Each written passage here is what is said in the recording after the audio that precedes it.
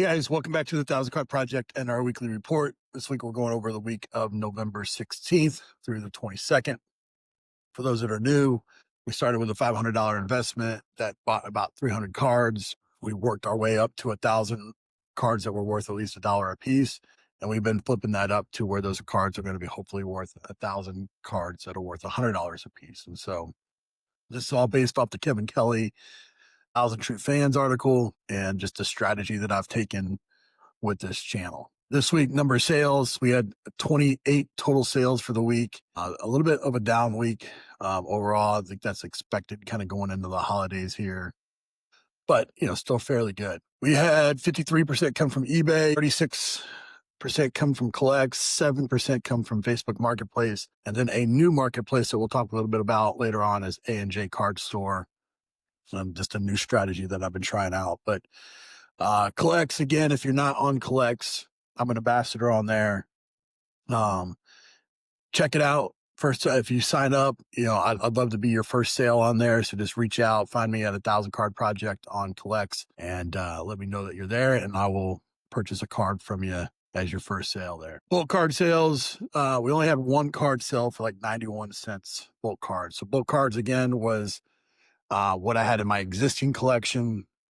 And then that 3-month period where I was trying to figure out what I wanted to do with the project, I've been gradually selling that off, taking half of it, putting it towards the project, half of it, and putting towards what I'm calling debt.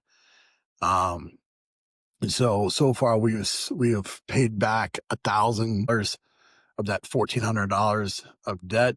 We have $351 left. My goal was to try to sell that off within 1 year, just not put any effort into it, see what happens. And so I don't know if we're going to hit that. We're getting pretty late here in the year. I guess we still have 4 or 5 weeks. That said, I've got some strategies kind of going into 2026 to try to liquidate that and see if we can't get down to zero there. In the project this week, we sold 27 cards for a project score of 208. Each card gets a project level. If it's a $5 card, we give it a level 6, meaning that after we sell it, after all our fees, everything, we are hoping to walk away with at least $6, so $1 profit, and we put that back into the project. So for a 208 level, meaning $208, we sold $308.49, so an extra $100 above what we expected to get. Nothing really of note, no real trends here. A couple things just to point out.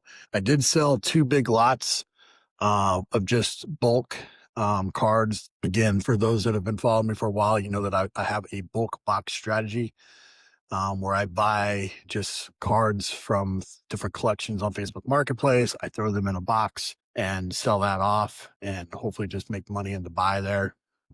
And so I sold 2 of those for $175, $150, I'm sorry. And, that was $37 profit each box. Felt really good there. The A&J Card Store. All right. So what I've done here is there's a card store that's in a antique mall, and it's not like your typical antique mall where it's just a booth and it's unmanned and those types of things. This is actually like a card shop. But I noticed that they were consigning for some people. And so I asked Joe about it. Joe's the guy that runs it. And long story short, they charge about 15%. So eBay is 13.25%. You promote it at 3%. You're sitting at 16%. This is actually better fees and it's targeted. I mean, people are going in there all day, every day. I just put in 30 cards on Friday, 30 slabs. And by Sunday here, when I'm shooting this, I've already sold 3 cards that hadn't moved on eBay. So I think this is going to be a really cool strategy. I don't have to do any work. I just show up, I price the cards, they put it in the system. There's a barcode, and every time something sells, I get a text saying something sold and able to track it. And I think this is something that I'm going to be doing quite a bit of moving forward here as I just try to limit the amount of just day-to-day work that I have to do. So really cool about that. If you're not following me on TikTok, go to TikTok, 1K Card Project. I've been creating this series where I've been sharing a lot of different strategies that I've been trying. So whether it's the raw to grade or the trade down strategy or that LCS consignment that I just talked about, or buying NFTs and the digital vault strategy. I'm sharing all these different things that I'm trying. I think it's getting, pretty good results there. So follow me on the 1K card project. Um, Purchase this week, we bought 4 cards, I believe, for 15.75 rich level, and $70.99 total. So not a whole lot of purchases this week. I did just get back from the card show today. Nothing really big there, a bunch of low end liquid. But that said, my hope is that I'm buying some cards here throughout the week and really kind of trying to get the high end stuff there. I bought a PSA 10 Ronald Acuna Topps Chrome rookie. I have a Leo DeVries that I sent off to grading, that I pulled in a rip, and then I bought 2 SGC 10 Xavier Isaac Bowman Mojos that were on Comp C for a pretty good price. So those were the purchases for this week. Our budget is sitting in a really, really healthy place. We're sitting at $2,765 on top of our almost $7,500 in inventory, all coming from an initial $500 investment.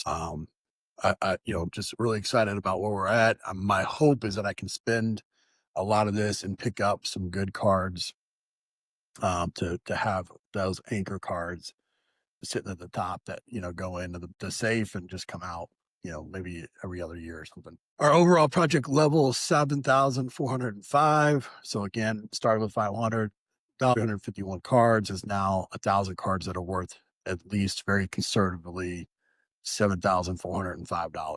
Questions I have going into the week, which is going into the end of the year. I talked about this a little bit last week. Really trying to hone in on the strategies and things that I want to do going into 2026. I do want to start some new different series on social media. So I actually just purchased this binder. I have a binder very similar to this. So my personal collection of former players that I've coached. But if you guys see here, I've put in all of the Hall of Famers. I'm going to do a Hall of Fame series where I purchase different Hall of Fame football players, rookie cards, and starting to fill up that binder as kind of just a personal collection going into 2026 here. So really, probably one of the biggest things that I'm wanting to really focus on is grading going into the new year.